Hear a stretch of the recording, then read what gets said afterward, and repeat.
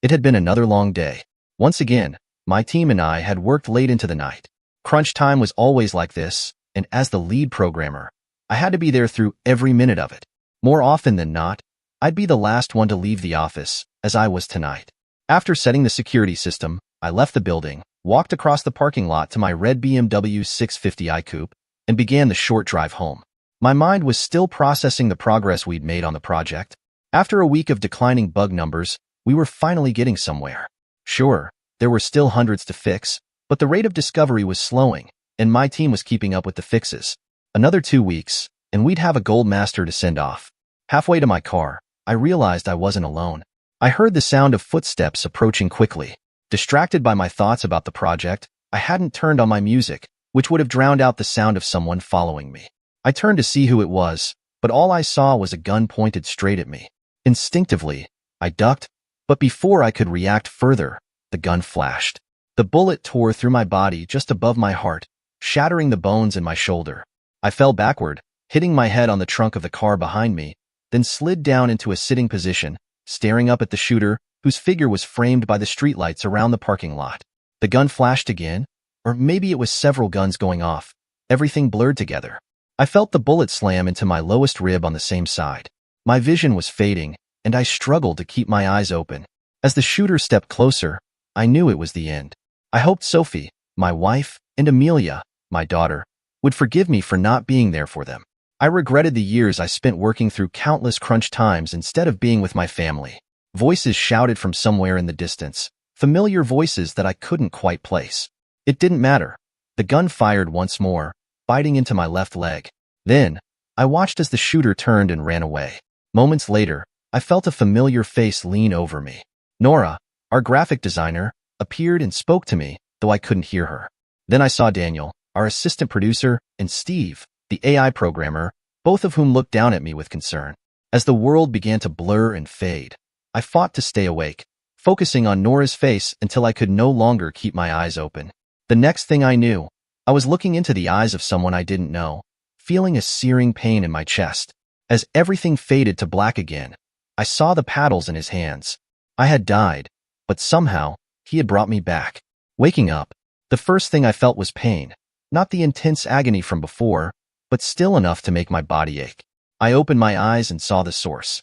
A nurse was holding my leg, flexing it back and forth, working out the muscles in the leg that had been shot. I tried to speak, but my throat was dry, and all that came out was a scratchy grunt. The nurse quickly dropped my leg onto the bed and looked at me as she noticed my eyes. Hours passed. The doctors had seen me. Nurses gave me ice chips, and slowly, I began to feel better. Well, at least I could talk again, but my strength was gone. It took everything I had just to lift my arm, let alone do anything else. At least I was alive. I learned that I'd been in this long-term facility for 10 months. My only visitor had been Amelia, but she hadn't come by in 6 months. Her phone number was the one on record as my next of kin. They couldn't tell me anything about Sophie or the circumstances of my shooting. The notes on my file also requested that the police be contacted upon my waking, and sure enough, they were my first visitors. "Mr. William Blackwood?" asked the older of the two detectives. I nodded. He introduced himself as Detective Ethan Hayes, with his partner, Dario Bossi, and asked if I could answer a few questions about my shooting. I agreed and recounted what I remembered of that night. Once that was over, the questions took an unexpected turn.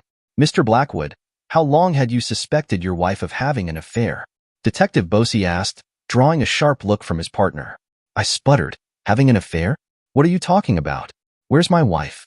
She'll tell you she's not having an affair with anyone."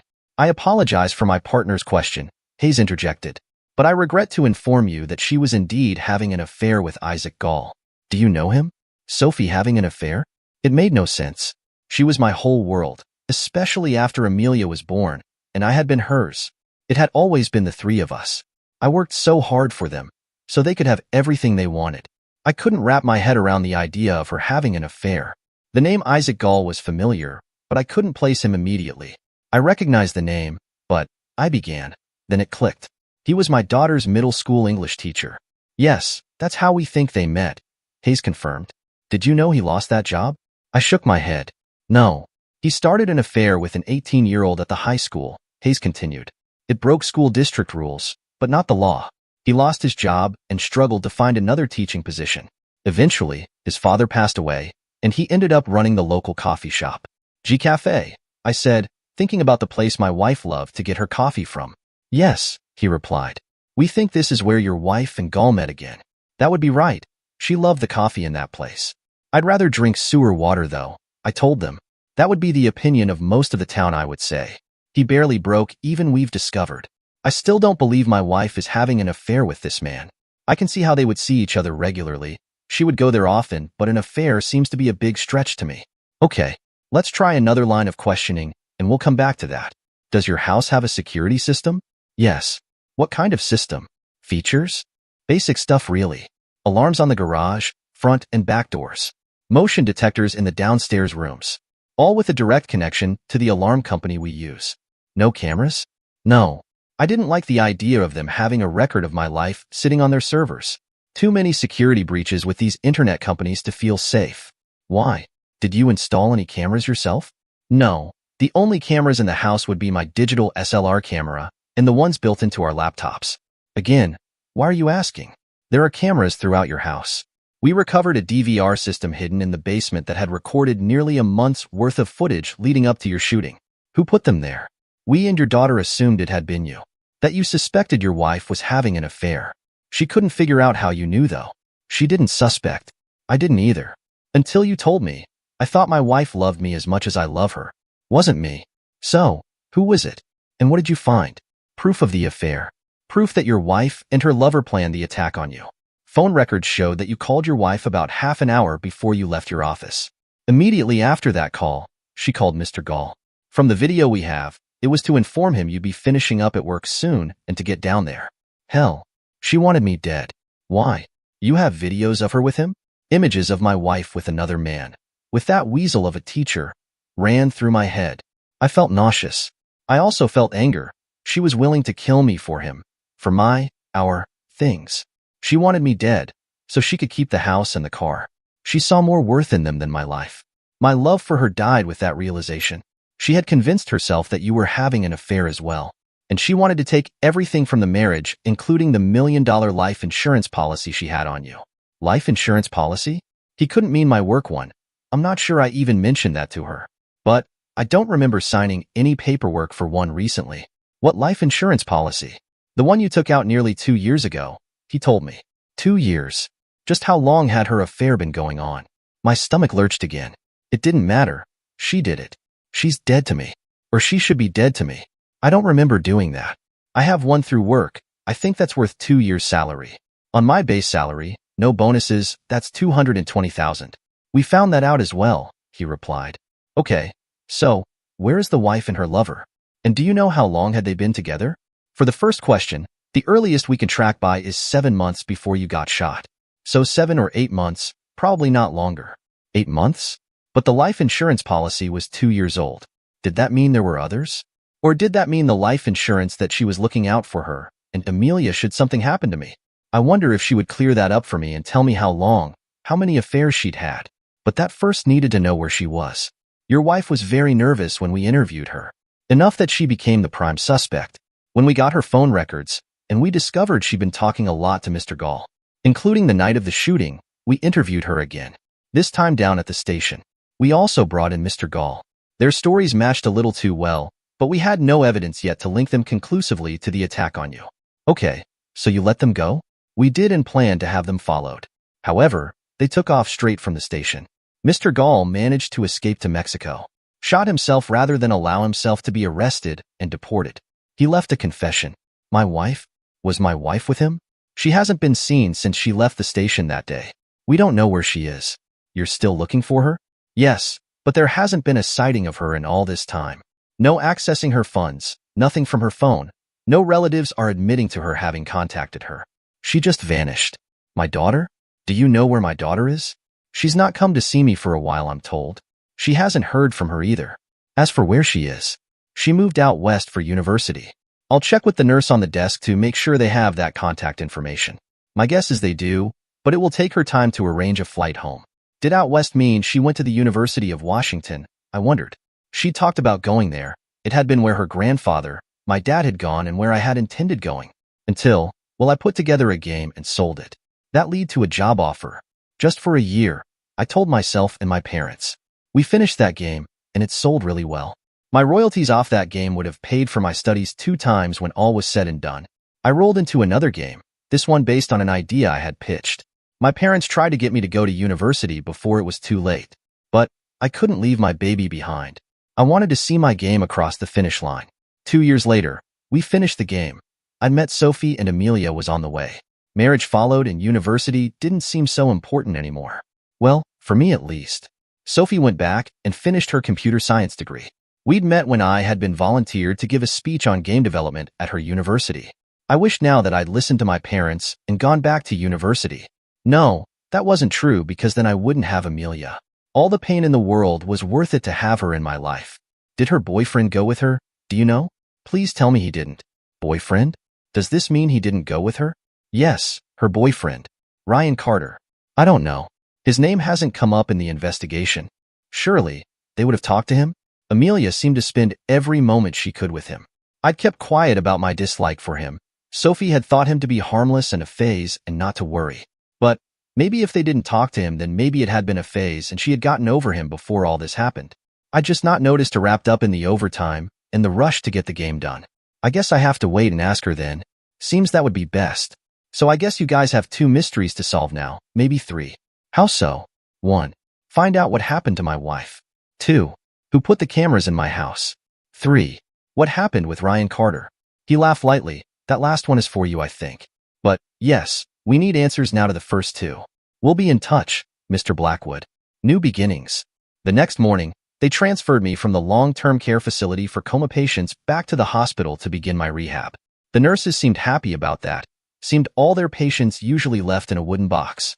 Waiting at the nurse's station on the ward they took me was my daughter. Tears rolling down her face as she saw me coming in. Her face told of joy at seeing me and disbelief at seeing me actually awake and alert again. Finally, the joy won out and she rushed over to me. She kissed my cheek, held my hand and told me how happy seeing me awake made her feel. A nurse had her return to the station while they got me situated in my room. Seeing her, alone, drove home that the detectives hadn't lied to me. That my wife had had an affair and that she and her lover had planned to kill me. Up until seeing her, I drifted back into believing they'd got it wrong somehow. That finding her would clear it all up. We'd be together, a loving couple again with an amazing daughter as proof of that love. How have you been? I asked as soon as she entered the room. Okay, I guess. I didn't take the shortcut to hear that you did. I lived through the year. You just took a nap. The worst part, that being Sleeping Beauty for a year didn't help you in the looks department. I laughed. My first one since I had woken up. How are you really? How have you coped with everything? Good, Dad. Really, it's you that should be answering the how are you question, not me. As for how have I coped with everything? Well, Nora from your office helped the most. She moved in with me at the house and basically got me through Thanksgiving and Christmas last year, then was there for graduation and helped get me to university. She fought social services to become my legal guardian, and her paying rent to live in the house is what keeps the bills paid. She really came through for me. For us, in a big way. I always liked Nora. I'm glad you had someone there for you. What happened to Ryan? Amelia's face soured at the mention of him. He didn't like me spending time at the hospital instead of with him. He kept pestering me to use the empty house time for us to get together. Then, a week after you got shot, he was gone. Never heard from him again. His best friend told me he lost his job and moved back in with his parents. But I know that to be a lie. His parents died. He lived with his grandmother until he left school, then got his own apartment. I asked at the Staples about him, weeks later.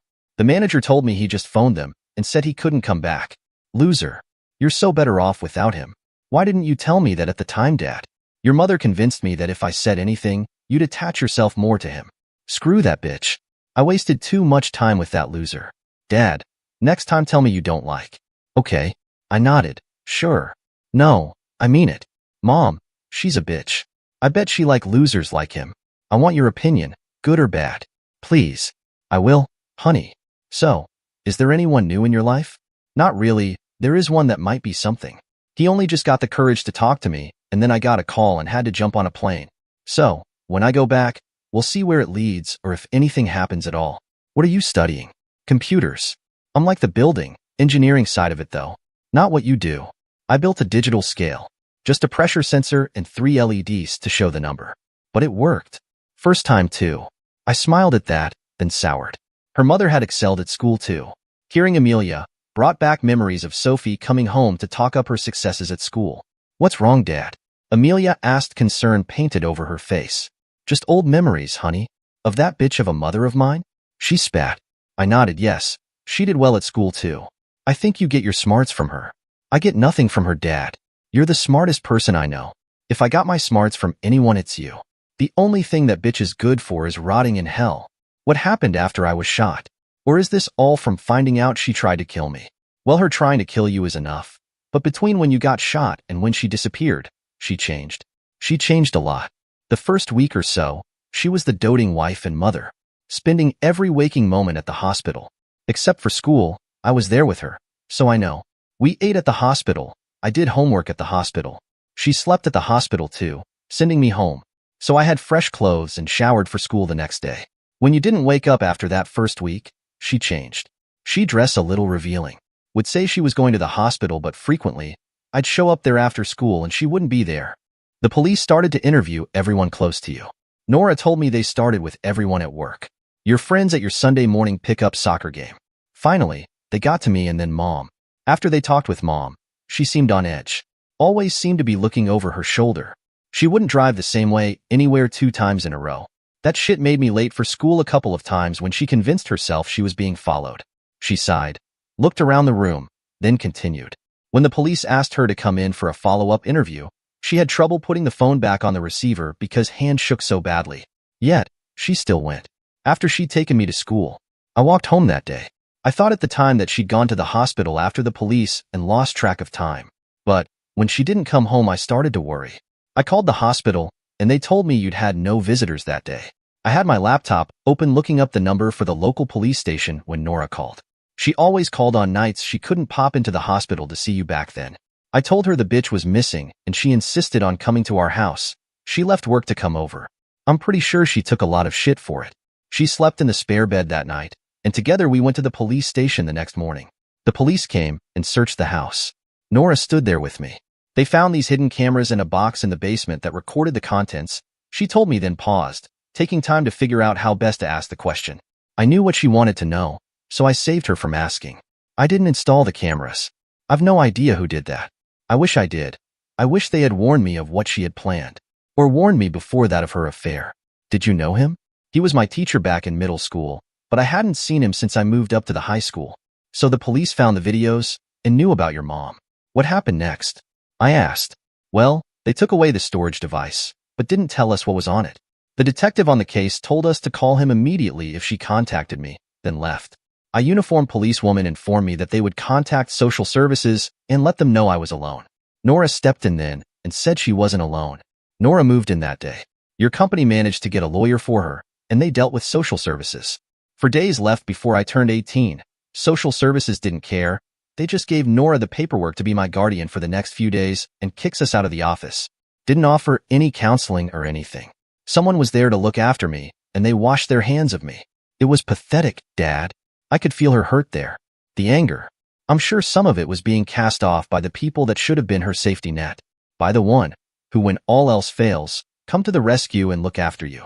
But her real anger was the sense of being abandoned by her loving parents. She just deflected that anger. After all, I'd been shot and had no control over what had happened, and she knew that, but still, I wasn't there when she needed me. Her mother, she had run away, fleeing the results of her actions. I wondered if she even gave a thought for the daughter she had left behind. I'm sorry, honey. I wish I should. I would have been there for you if I could. I told her, tears rolling down my tears at the thoughts of what my daughter had to go through.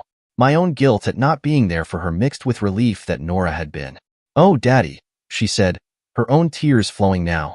Daddy, I know you'd have been there if you could. Knowing you fought to live. Fought to come back to us. It helped. You didn't give up, Dad, and so I couldn't give up. Nora helped, though. She moved in. She paid rent, too, to ensure there was money for the bills. She saw me through the last of school, helped me pick the college, and even came out with me for orientation. I'm so glad you had someone to help, honey. Where is Nora now? I wondered. Nora had been my work wife, sort of. I guess I kind of had a few of them. I ran the programmers, assigned their tasks, and monitoring their progress. She designed the game's user interface and assigned the graphic artists. We discussed what we could and couldn't do. We'd matchmake programmers and graphic artists for the tasks. Knowing for the best results, you had to have people that worked well together working together. After all, the late nights of crunch time created enough stress that you didn't want to add personality conflicts if you can help it. But you also wanted to ensure the best possible product. Nora and I worked to ensure that together. She had been my sounding board at work, as I had been hers. It had all be above board and professional. She's at work. She texted me that you'd been moved from the long-term facility. I was told you had woken up, and she went there this morning. She'll be by in the evening. I should tell you she still lives in our house. Okay. She would check up on you once a week for me. I wouldn't have gone to UW if she hadn't agreed to that. Honey, you need to do what's right for you. If that school was the one for you, then you should go, no matter what. Your grandfather would be proud you went to his alma mater. He wanted me to go there. I just found life got in the way of that. Our conversation got put on hold then when a doctor turned up to examine me and sign off on my starting physical therapy. After he left, I noticed that she pulled my daughter into her room. I assumed to talk about next steps, the kind of support I'd have if released and that kind of stuff. I told him I had no idea what would be at home for me, explaining my daughter was now in university on the other side of the country and that my wife and her lover were the reason for me being here in the first place. It left me with my thoughts and emotions for company. I felt a wave of seething anger for my wife, leaving our daughter to fend for herself. Stupid really, because Nora was an adult. She could take care of herself. Or could under normal circumstances. Losing both parents wasn't that. I still had trouble believing she'd had an affair, let alone try to kill me for him. I felt like demanding proof, demanding to see the videos they claimed to have to prove that to me, to allow me to let go of the idea that the police and my daughter were wrong. Even though logically, the fact she had run and wasn't here showed her guilt. If she cheated, why did she do it? Not being there enough for her? She'd always said she understood, and the long breaks after the project shipped were good times. She knew we had been getting close to the next one. By the timesheets, this one would be a month long. I could extend that with the 3 weeks I hadn't taken, giving us all of December and January together possibly. Maybe that was the reason why she tried to kill me now. When I'd be off work, she wouldn't be able to sneak out in him. Did she fall in love with him? I wasn't there as much as some would be. So, maybe me not being there as much left her vulnerable to his attention. Then, given his more limited prospects, they decided to try and keep everything we had. Problem with that, it didn't sound like my wife. I had to admit, unless she was found, I would never know why. Even if they caught her, she might not feel inclined to tell me anyway. Maybe it was best to focus on getting better, looking to the future and making sure I was there for Amelia whenever she needed me. Amelia returned from talking to the doctor, and our conversation turned to more mundane things. She talked about her courses and projects at school, where her friends had ended up for college, and the new friends she'd made in Seattle. She talked of attending Washington Huskies football games and trips to the Seattle Thunderbirds play. Later, Nora joined us and she added gossip from the office, update on the game we've been working on when I shot, and the new game, a sequel to my last game. That game, it seemed, had lots of problems.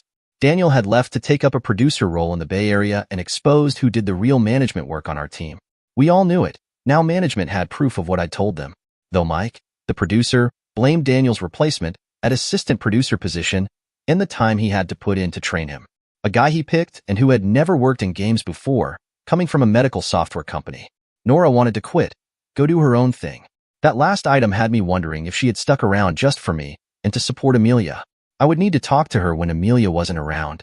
A few hours later, we were all yawning and decided to call it a night.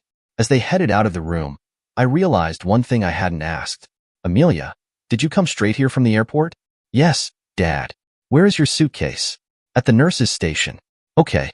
Love you. See you tomorrow. I love you too, Nora said with a smile. Amelia smiled at hearing it and walked out of the room, missing Nora blowing me a kiss before exiting herself before I had time to react. Recovery. Turned out, I woke at just the right time for Amelia. It had been a day before the reading week prior to heading into exams. She had even talked to one of her professors and managed to get her exams proctored through a friend at the state university, an hour's drive away. It would mean some late-night exams, as they insisted on her doing them at the same time as her classmates. But she could do them here and remain with me. She spent days with me, her laptop and course textbooks in hand. I quizzed her when she asked.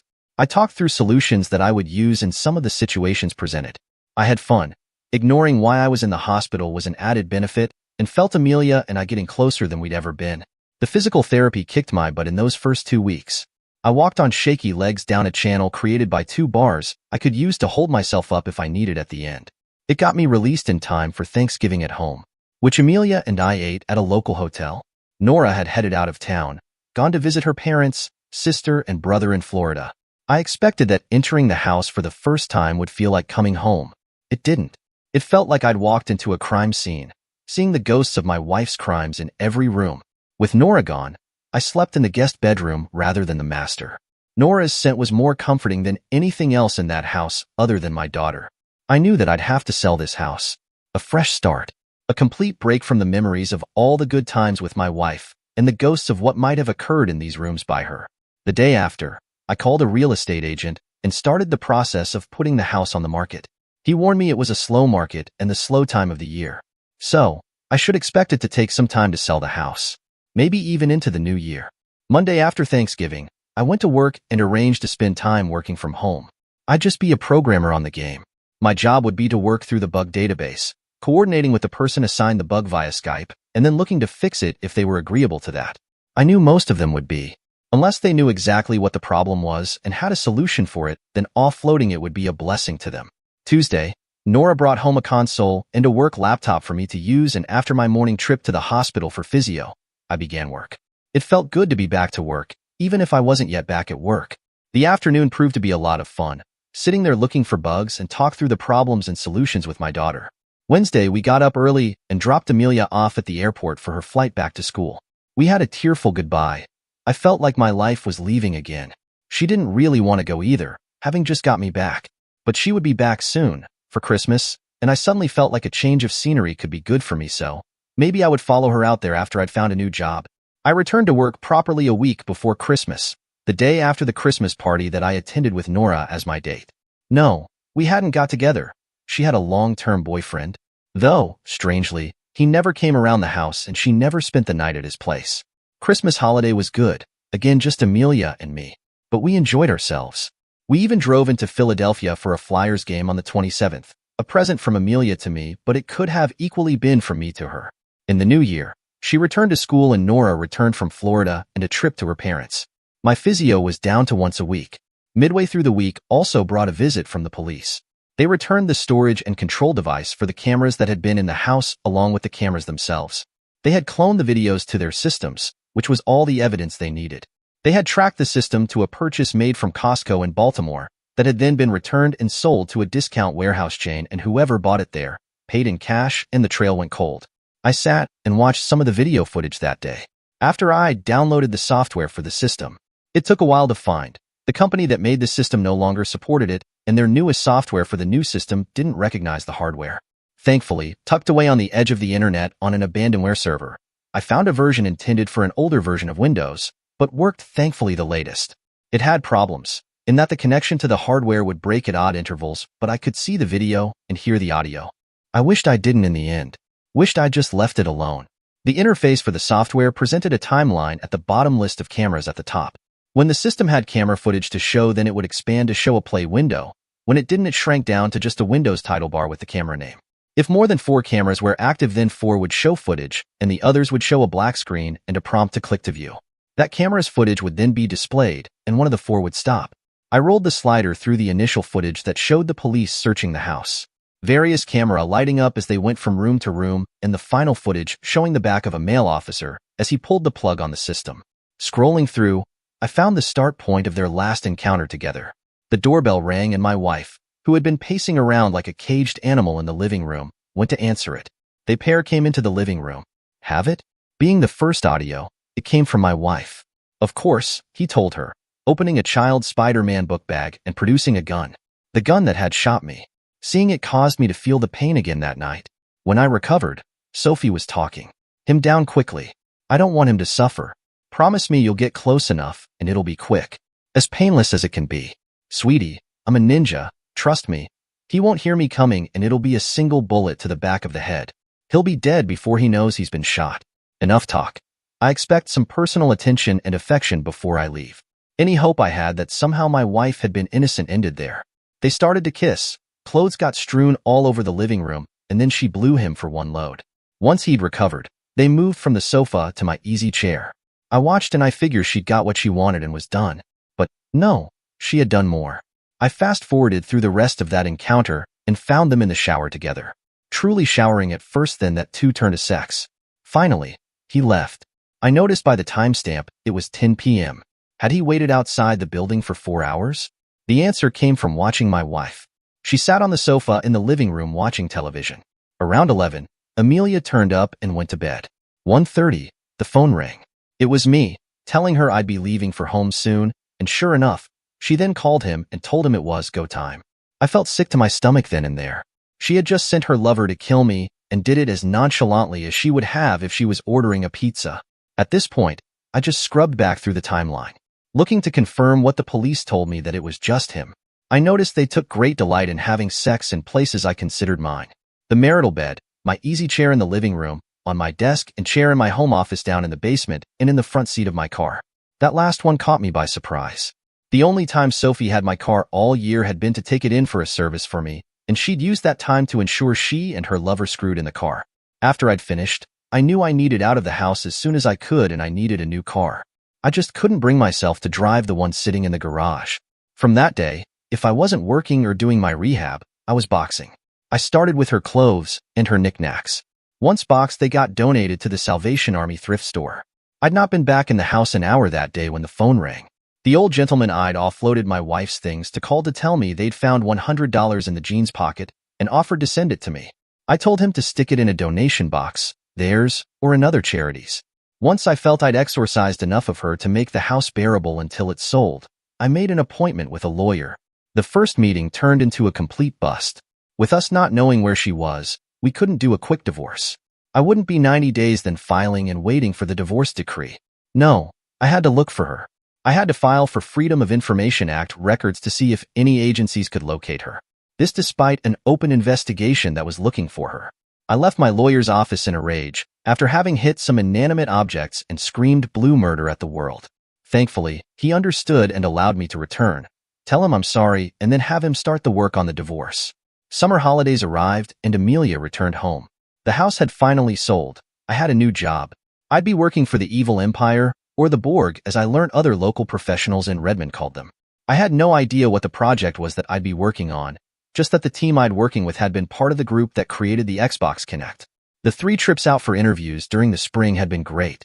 It offered a chance to see my daughter between holidays. It also brought me to Professor Susan Shikongo, the daughter of a Namibian refugee. She had just taken a post at UW and had been in town to look for somewhere to live.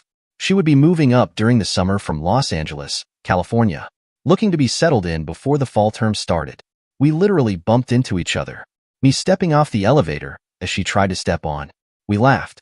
She invited me down to the bar for a nightcap.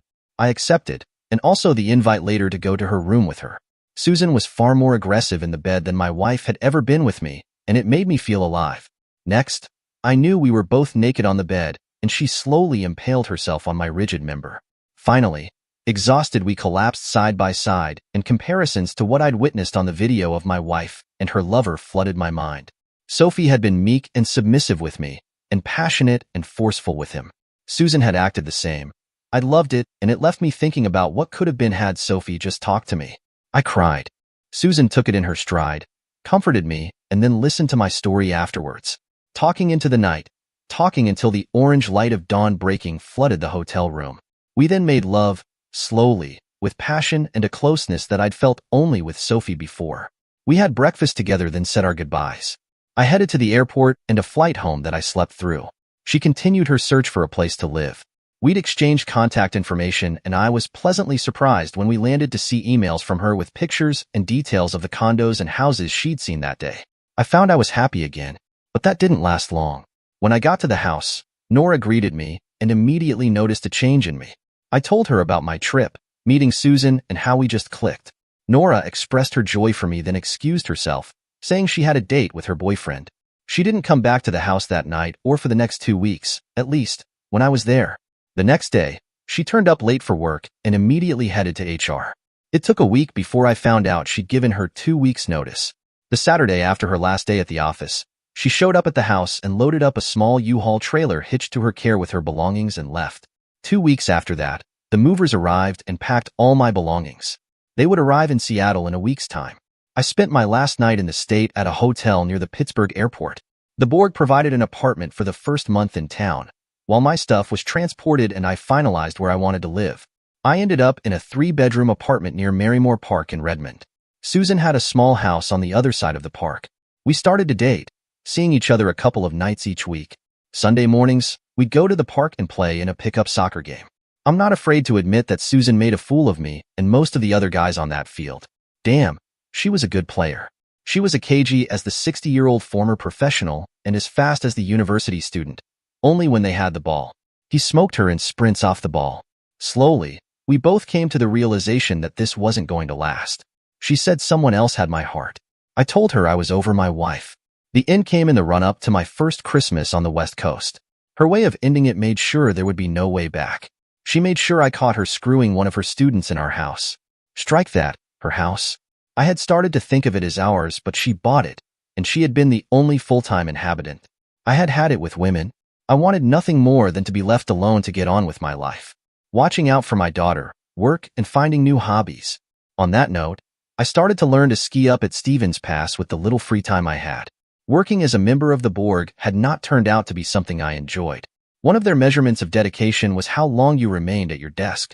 Not that you could leave really, if you wanted to keep your job. The deadlines on everything were set so tight that massive amounts of overtime had to be put in just to meet them. But your progress inside the company was judged by what you did over and above your tasks, meaning you lived on campus. Since that day, 2 years ago now, when I got shot, I'd felt I was stuck in quicksand, slowly sinking in and watching my life go on around me with no one helping me climb out. Sure, there had been moments when I felt like people had offered a stick to pull me out. Looking back, Nora had tried when I look back on it, but I hadn't been ready for help then, and Susan had almost pulled me completely free then stomped on my head to force me back in. Early in the new year, I bought a house in Kirkland. The breakup with Susan pushed me into finally putting down proper roots of my own here. The house was a 4-bedroom place, with a 2-car garage that was no longer a garage. In true startup fashion, the place had been turned into an office for his fledgling company. He'd failed. The bank had taken the home that he had inherited from his parents, and I'd bought it from them. The backyard had a small garden and a big pool in it. I didn't think I'd use it, but felt certain my daughter might. I'd settled in and unboxed everything that I had in my apartment. It looked empty, but next week that would change. I had hired some movers to recover everything I'd put into storage and bring to the house. That would fill out the house nicely, but I wondered what seeing the stuff from the old house would do to me. I worked Sunday, having taken Saturday off to move into the house. When I got home, blue Ford Focus rented from Enterprise stood in my driveway. Parking on the street, I got out of my car staring at the one parked in my driveway. The driver's side door opened and a pair of perfect legs encased in black stockings swung out.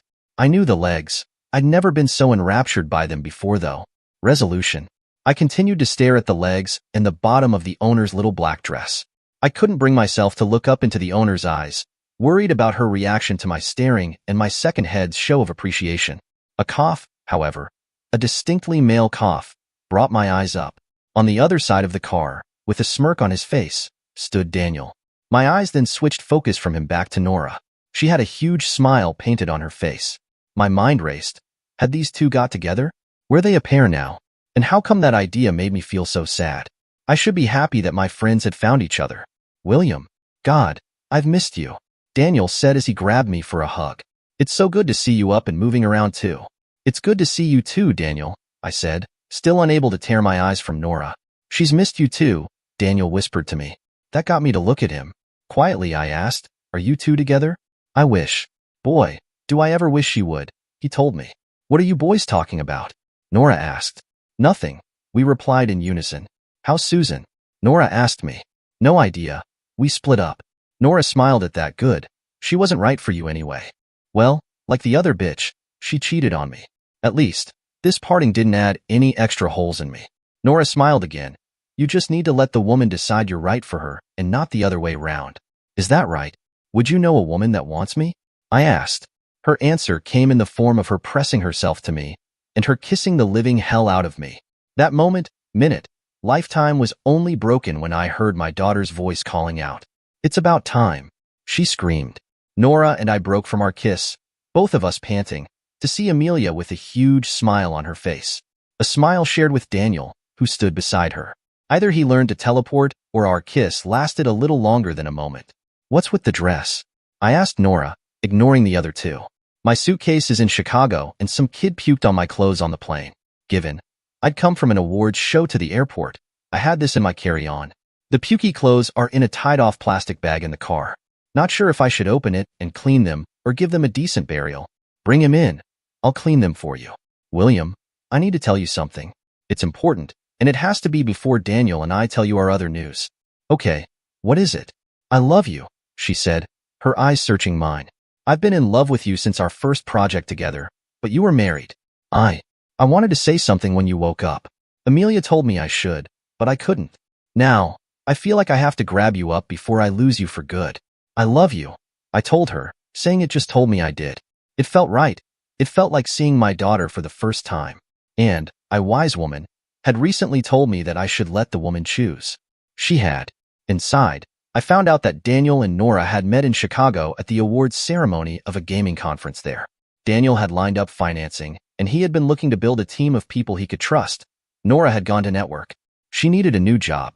They agreed they could work together, and thanks to Amelia, she knew I hated my job and would jump at a chance like this.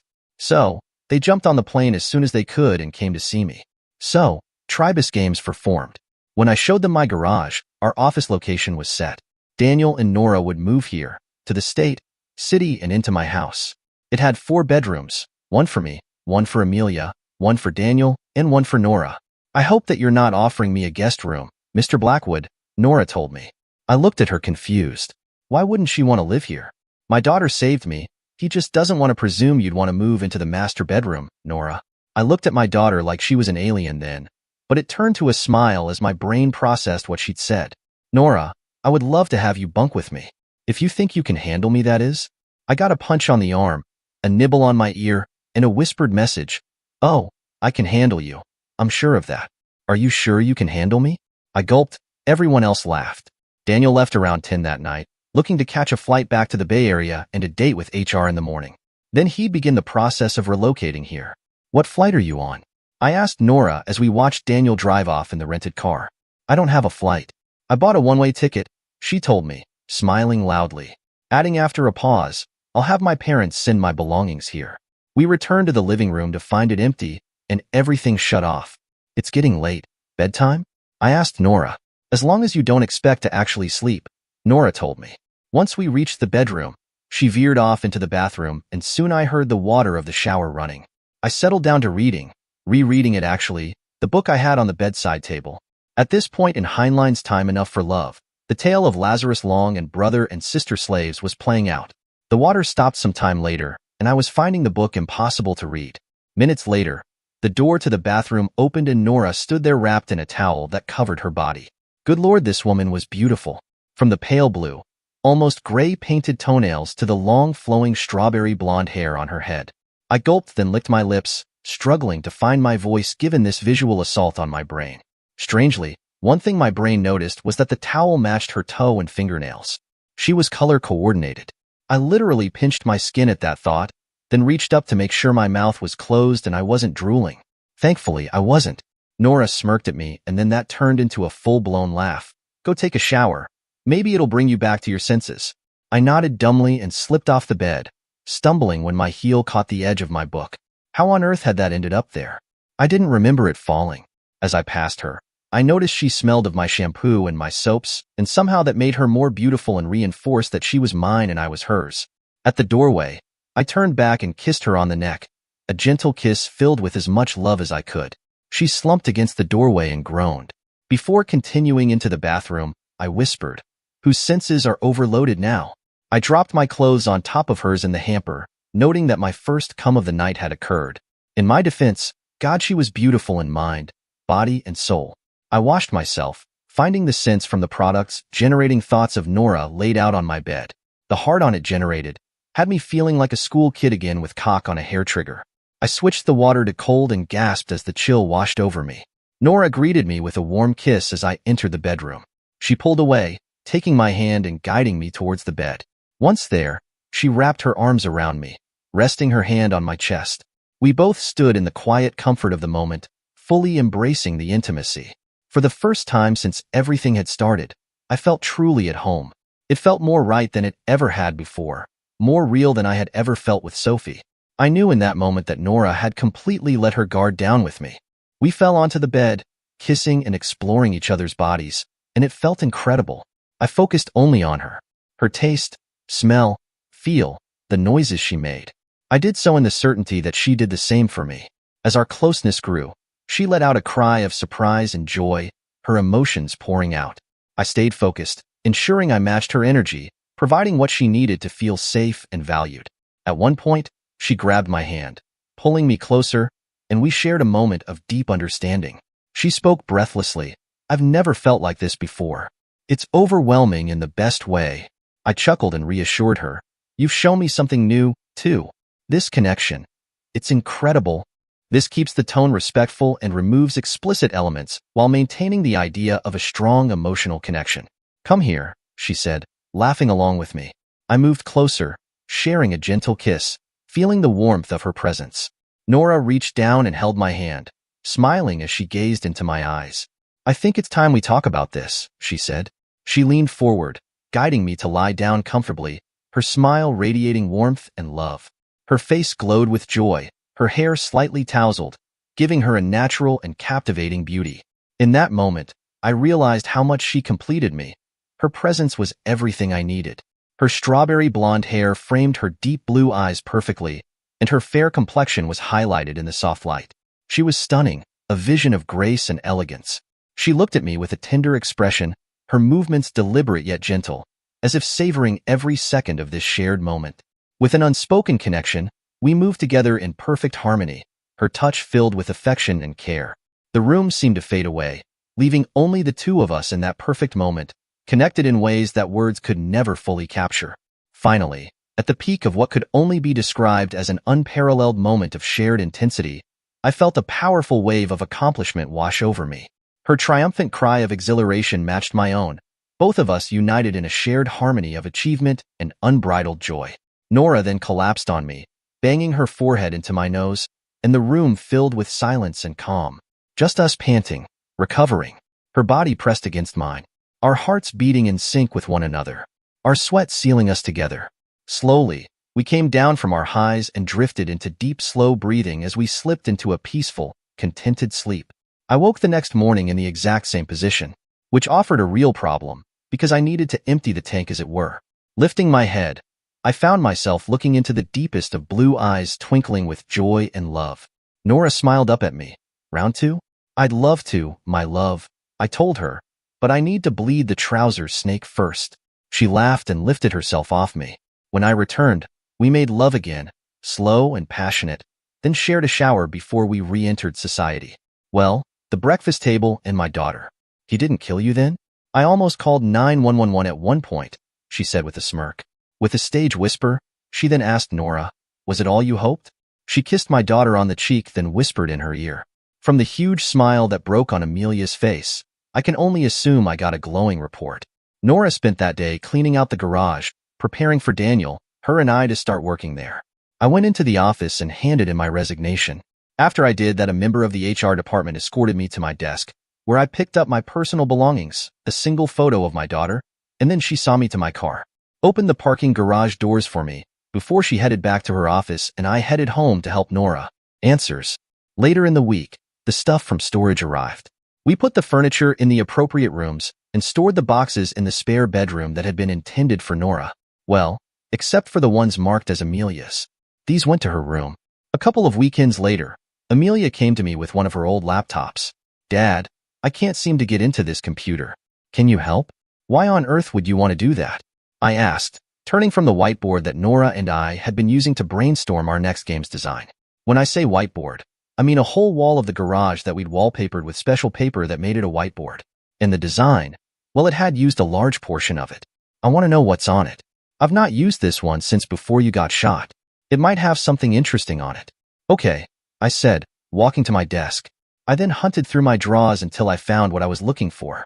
A green thumb drive. We put the drive into her computer's USB port and booted it. Windows started again. So we closed it down again, then rebooted, this time bringing up the computer's BIOS setting and adjusting it so as to boot from the USB drive first. A Linux-based recover system booted. Then, I manually mounted the two hard drive partitions in the system. The first contained the operating system, but the second showed itself to be encrypted. Using the recovery system, I reset the password on the admin account for the computer. We then rebooted the system and used the new password to access the computer. On the desktop, I saw something that made my stomach churn. I stared long and hard at my daughter before I spoke next. Amelia, did you install the camera system in our old house? What? She screamed. No. Why in the hell would you think that? I pointed to an icon. That's the software for the system.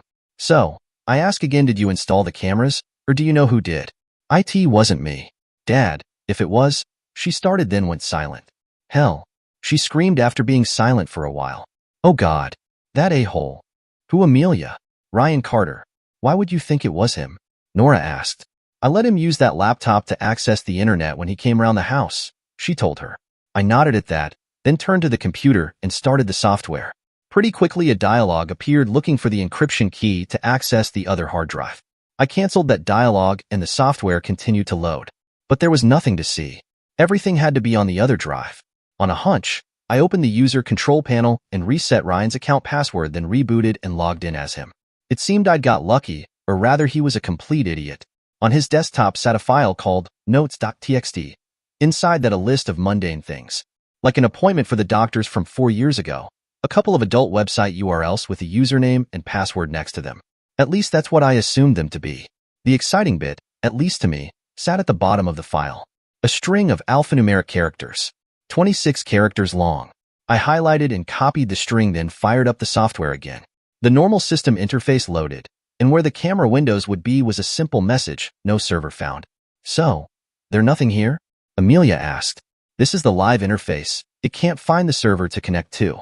There. Should be. I told them as I searched the program's interface. There it is. What is? Oh my. Amelia said as I clicked on the library option in the extras drop-down menu, and a series of thumbnails appeared. Below each thumbnail was a date and timestamp. 5 images per line, 3 lines on the screen, and a scroll bar that indicated a lot more videos than the 15 showing currently. The top left video showed my former master bedroom. Standing naked at the foot of the bed was Amelia's former teacher. Sitting on the bed beside him, my former wife. The video beside it showed the pair in my daughter's bedroom.